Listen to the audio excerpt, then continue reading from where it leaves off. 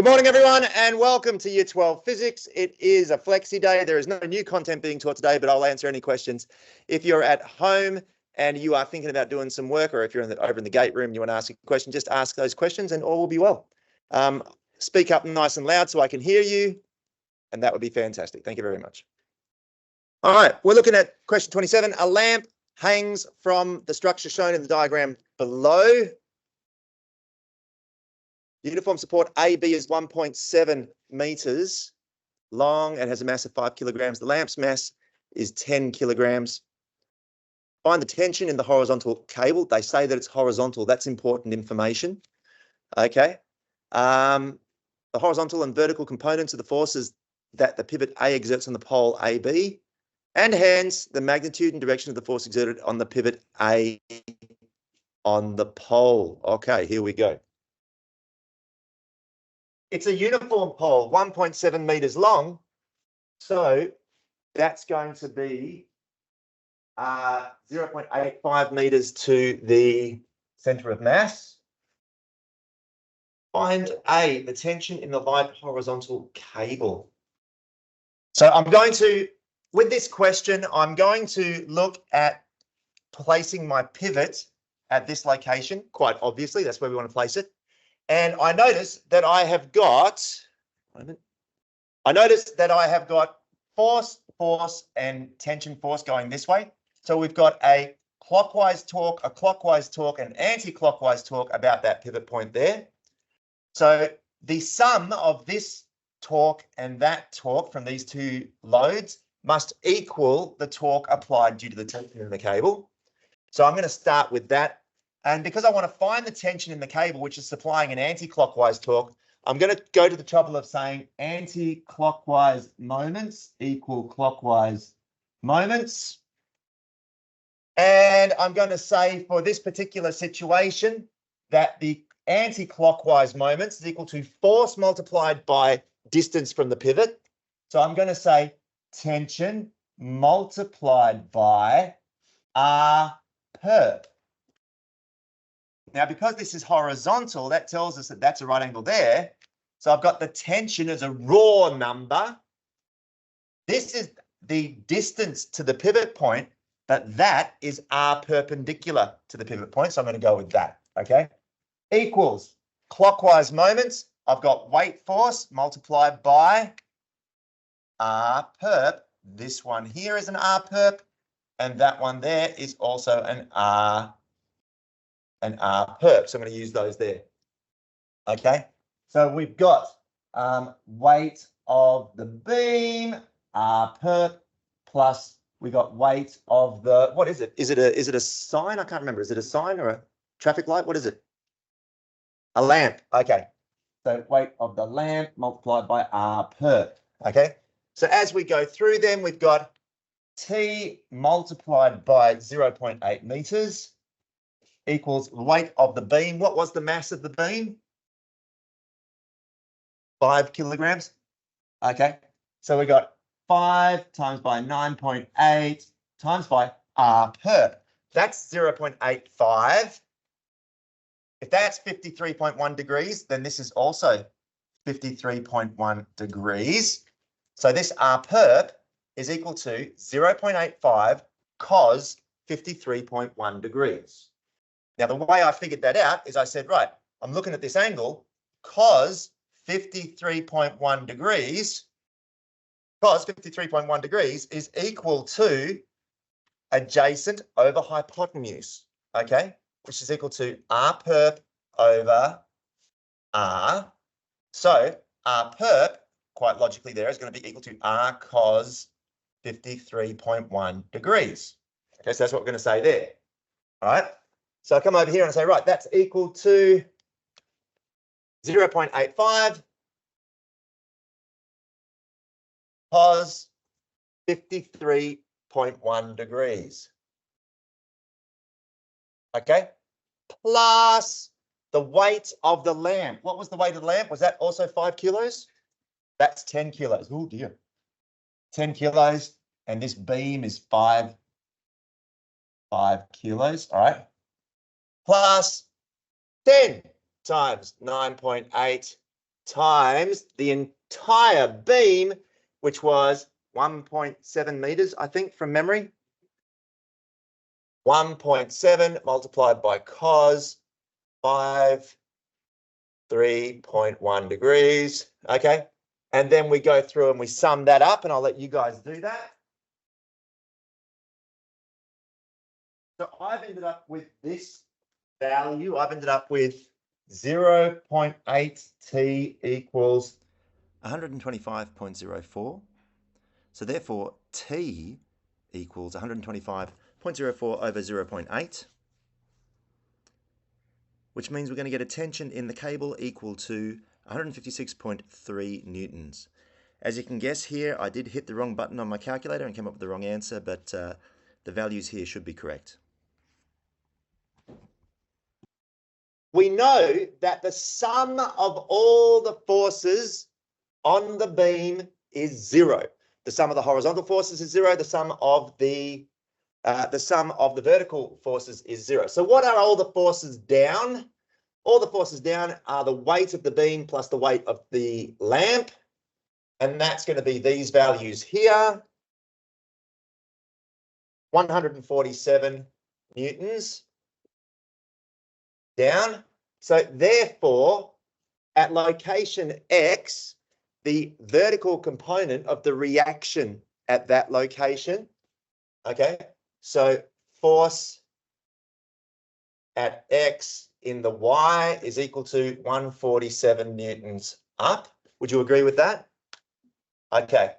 And because we know that the tension force, so because we know that the tension force is equal to 156.3 newtons, we know that the force at location XX, pivot X, what a disappointing choice of variables, is equal to 156.3 newtons in that direction. Would you agree with that? Okay. Final part of the question. And hence the magnitude and direction of the force exerted by the pivot on the pole. So this pivot here, we figured out that there is a reaction here, reaction X, there is a reaction here, reaction Y at those locations. So the actual total reaction force, the total reaction, we've got a reaction X, we've got a reaction Y, thanks to what we figured out there. So the total reaction force is equal to this, that. So here's our R, Rx, Ry, and if we use Pythagoras' theorem, we say this squared plus that squared equals the square root of this guy. And then we can use tan to figure out the angle. And that will solve the problem for you. You good? Okay. Yes.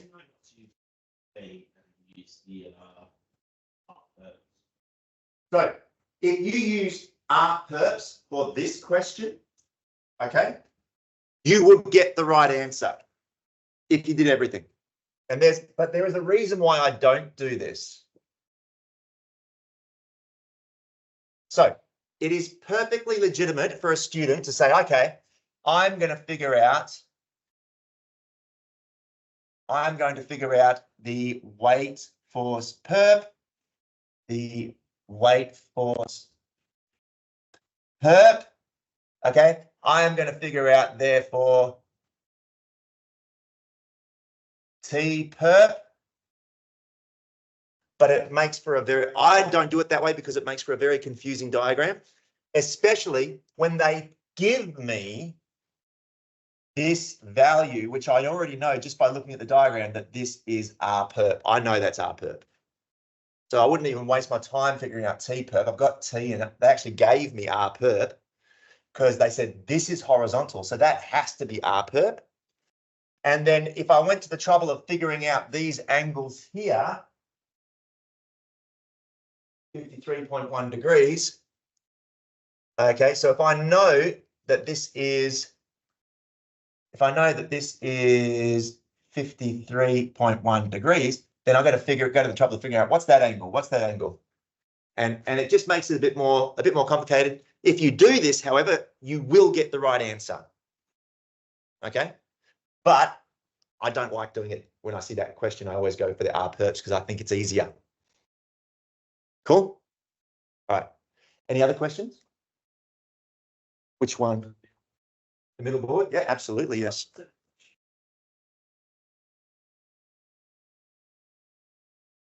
Okay. So looking at this diagram here, can you still see it with that annoying thing in front of you?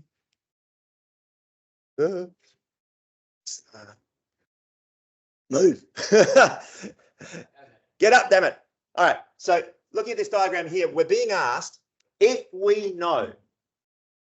So if we know the force being applied due to weight on the beam, if we know the force being applied to the beam due to the weight of the lamp, if we know these two things, they are the sum total of all the vertical forces applied to the beam. So this we know. Okay. We were told previously the tension force is horizontal. It is the only force out of this, and this that has a horizontal component. It is 100% horizontal. So that is the only horizontal force. We know that this beam is in equilibrium because it's not moving. So one of the definitions of equilibrium is that if it's in equilibrium, then it has translational equilibrium. Translational equilibrium says that the sum of all the forces equals 0. The sum of the forces up equals the sum of the forces down. The sum of the forces left equals the sum of the forces right. Okay, so all of that is the same. So if we can figure out the sum of the forces down, we know that the reaction at this point, at this hinge is applying a force to the beam. It's going to have a vertical component equal to the opposite of that. The reaction of this hinge is going to have a horizontal component equal to the opposite of the tension. Okay, so the actual total reaction to the beam at this hinge, the total reaction to the beam at this hinge is equal to this plus that, which we build a triangle. We use Pythagoras' theorem to figure out, because that triangle is vertical, horizontal, which means we've got ourselves a right angle triangle. We use Pythagoras' theorem to figure this guy out. R squared equals RX squared plus RY squared. Okay, and then we know what R is, square root of those guys, RX squared plus RY squared. And we can figure out theta using tan, because tan theta is equal to opposite over adjacent. We know this number. So inverse tan of those. Got it? Okay. Yeah. That's a good way to say it. You were about to say that reaction here on the beam from the hinge, that reaction must counteract all the other forces. Opposite of all of them. Yeah. Diagram shows a uniform beam, 1.4 meters long and of mass 35 kilograms, and it is hinged at the wall. A 500 Newton mass hangs from the unhinged end. This end is supported by a cable attached to the roof above. Calculate the tension in this cable and hence the size and direction of the force that the hinge exerts on the beam. Okay, now we're just looking at this question because people are just asking, well, we're not even trying to answer this question. We just want to talk about what are the forces that are in play? What torques are these forces applying to the beam? Where should we put the pivot? So by looking at those different things, we can then start thinking to ourselves, how do we want to answer the question? So let's have a look at what we got. The forces that are in play. So we're interested in the beam. The beam is our focus. And you're asking, what's happening with this roof? It's as simple as this. It's rigid. Forget about it. Okay? It's fixed. All right? Fixed. Fixed. Okay? So they are not involved. All right? They are not involved. What is the object we're interested in? We are only interested in the beam. Okay, so we're going to find out. I'm presuming it's a uniform beam, so we've got a force here. We've got a force here. We've got a tension-oriented applied force there. And do you remember what that angle was? We've got 60 degrees here. Okay, so we've got ourselves a pivot at this location, clockwise torque, anti-clockwise torque. I would say in this situation, I don't want to say names out loud. In this situation, I'm looking at this thinking to myself, that's perpendicular, that's perpendicular. I'm going to find the perpendicular component of that torque, make my life easy.